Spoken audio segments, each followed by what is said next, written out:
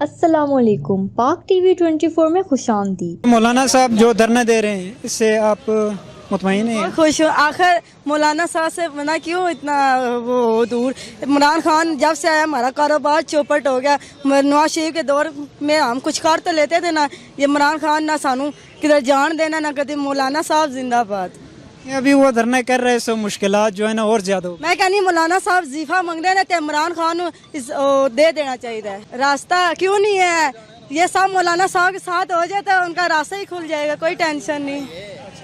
क्योंकि जो लोग वहाँ पर तो बाजार लगाते थे वो तकरीबन 2 हफ्तों से बंद है, तो ये नुकसान नहीं। इमरान की शासित है, सब इमरान का काम है। इमरान ठीक हो जाए पूरा पाकिस्तान ठीक हो जाए। इमरान खान ने सारा कारोबार चौपट कर दिया, हम गरीब लोग किधर जाएं। मेरा छोटा सा बच्चा है, ठीक है। इमरान खान को कोई खुदा का खौफ करो यार, कोई महंगाई सस्ती करो, मौलाना साहब को बख्श दो।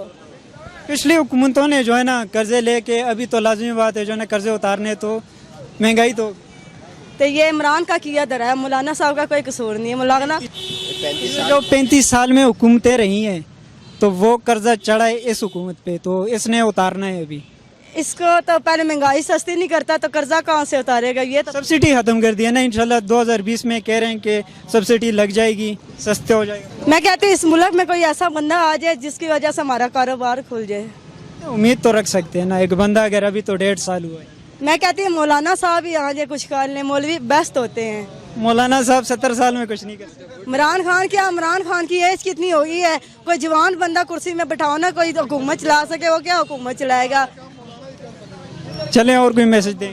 मैसेज यही देती हूँ, मैं एक खूबसूरत लड़की हूँ, मेरा इंटरव्यू लिया करे, मुझे फिल्मों में जाने का बहुत शौक है, मुझे फिल्मों में जाना है। मौलाना आ गया तो आपकी हाइट जो है ना पूरी।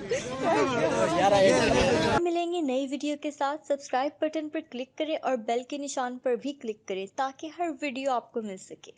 अपना ख्याल रखिएगा। अल्लाह हाफ़िज़।